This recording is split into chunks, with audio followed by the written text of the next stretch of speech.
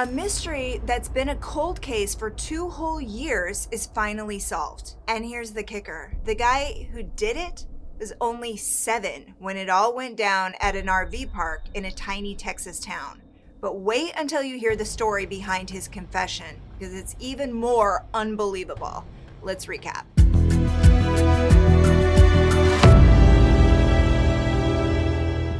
All right. Let's take it back to January 18, 2022 in Nixon, Texas, about an hour's drive from San Antonio. Out of his grandfather's truck, went to Raspberry's RV, saw him sleeping, and shot Brandon Raspberry in the head.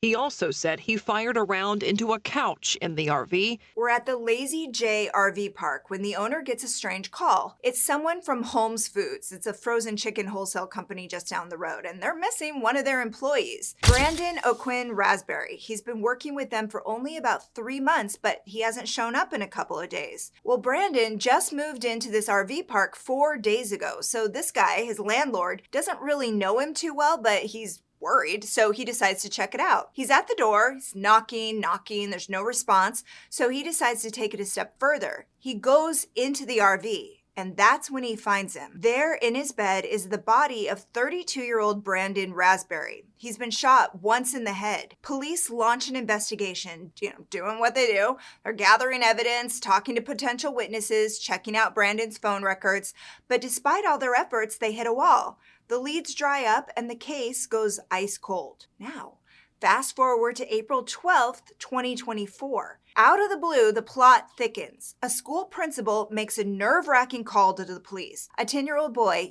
just 10, had made this serious threat to another student on the bus the day before. And after a thorough threat assessment by the school district, they ring up the sheriff's office, worried about what they've uncovered. When the deputy arrives, school officials drop a bombshell. The kid didn't just threaten to attack and kill another student. He also claims he shot and killed a man 2 years back. Can you believe this? So here's how the pieces start to fall into place. Investigators piece together the shocking revelation from the kid's statements at school. It looks like he might actually know something concrete about the unsolved murder of Brandon Raspberry. So they take this kid to a child advocacy center for a forensic interview. And get this, during the interview, this 10-year-old doesn't just talk. He gives a detailed account of what happened 2 years ago. He describes how he shot and killed a man in a trailer in Nixon, Texas.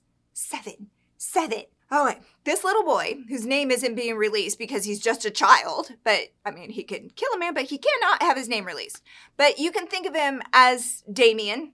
Anyhow, he spills a tale that sounds almost like a scene from The Omen. He says that on a quiet Sunday afternoon, January 16th, 2022, he's hanging out at his grandpa's place, just a few lots down from where Brandon's RV was. But what he does next is jaw-dropping. The kid helps himself to the 9mm pistol from the glove compartment of his grandfather's truck, and he just walks into Brandon's RV. Can you imagine this? He sees 32-year-old Brandon asleep in bed, and he pulls the trigger. But that's not all. On his way out, he fires another shot, this time into the couch inside the RV.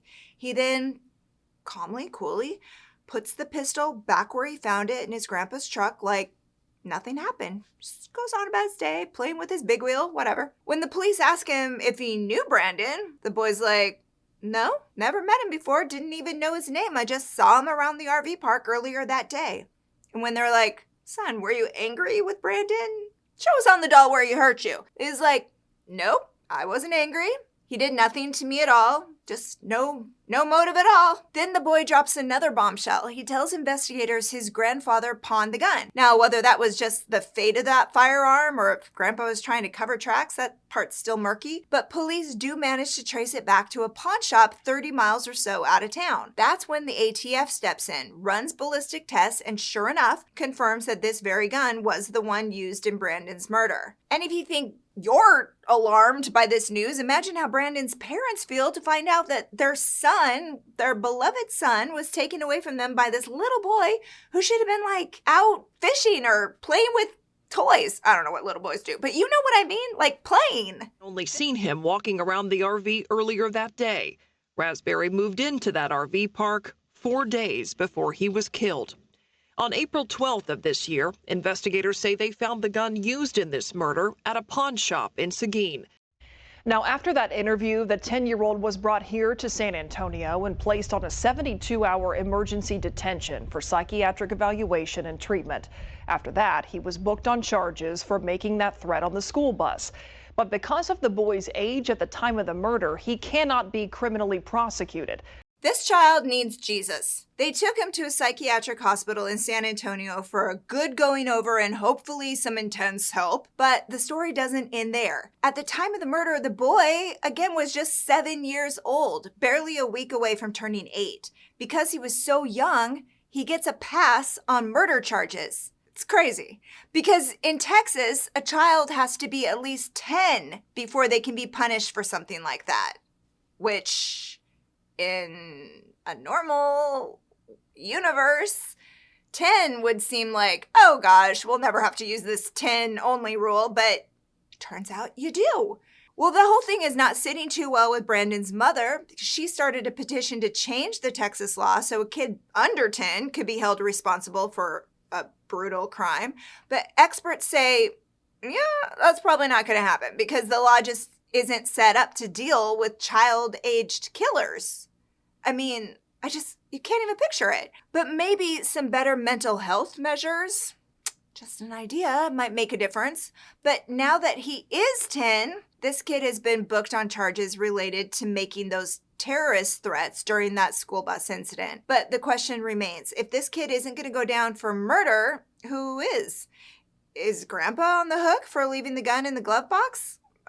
That's not clear yet, but it wouldn't be out of the question because you remember when 15-year-old Ethan Crumbley went on that tragic shooting spree at his Michigan high school back in 2021? Well, not only was he held accountable, but so were his parents. And that case really set a precedent, showing that parents can be criminally liable for their kids' actions, which is all fine and good, but let's dig a little bit deeper.